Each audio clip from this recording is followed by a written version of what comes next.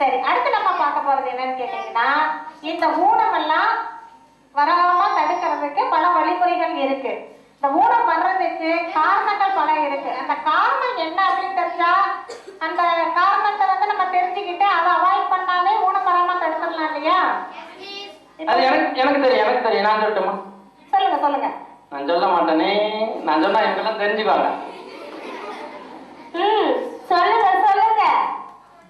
தாங்க முடியல, ஏதோ சொல்ல போறாரு, நானும் எனக்கு கொஞ்சம் ரெஸ்ட் கிடைக்கும் அப்படின்னு நினைச்சா சொல்ல மாட்டேன் அப்படின்னு மறுபடியும் சொல்லிட்டாரு. பரவாயில்ல விடுங்க, நானே சொல்றேன்.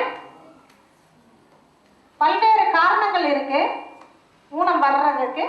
அதுல முதல் காரணம் என்னன்னு பாத்தீங்கன்னா, சின்ன வயசுல கல்யாணம் பண்ணிக்க கூடாது. என்னது? சின்ன வயசுல கல்யாணம் பண்ணிக்க கூடாதா? அப்ப எந்த வயசுல தான் கல்யாணம் பண்றது? சின்ன வயசுல திருமணம் தான் தேவையில்லை, 21 பிறகுதானே திருமணம். அதன்படி நடந்து வந்த வாழ்க்கை என்று நறுமணம். பள்ளி செல்லும் வயசுல புள்ள குட்டி எடுப்புல இந்த நிலை அதற்குள்ளார தேவையா? கொஞ்சம் நீயும் எண்ணி எண்ணி பாறையா.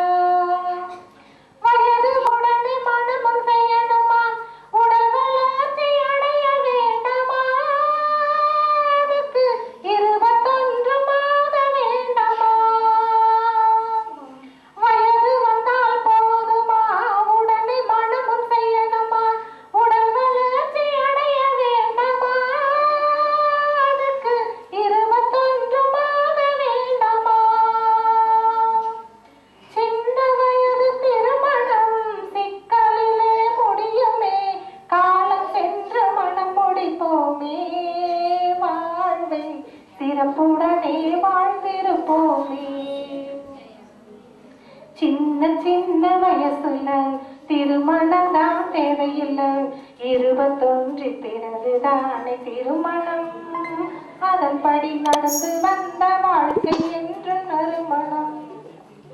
ஆஹா, 21 வயசுல தான் கல்யாணம் பண்ணுமா? அப்ப நான் என்ன கல்யாணம் பண்றதுக்கு இன்னும் 5 வருஷம் இருக்குது. ஹலோ சந்தடி சார்ல சிந்து பாடுறீங்க பாத்தீங்களா? நேற்று தானே உங்களோட 48வது பிறந்த நாளை கொண்டாடி எங்களுக்கெல்லாம் கேக் கொடுத்தீங்க. ஆமா எனக்கு கூட கொடுத்தாரு. உங்க நீங்க எல்லாருக்கும் தெரியாம உங்களுக்கு மட்டும் வயசு சொல்லி ரகசியமா கேக் கொடுத்து தப்பா போச்சு. இவங்க எல்லாரும் முன்னாடியும் போட்டு உடைச்சிட்டீங்க. சரி போகுது. சின்ன வயசுல தான் கல்யாணம் பண்ணக்கூடாதுட்டீங்க. அடுத்தது வேற ஏதாவது பிரச்சனை இருக்குதா? இருக்கு.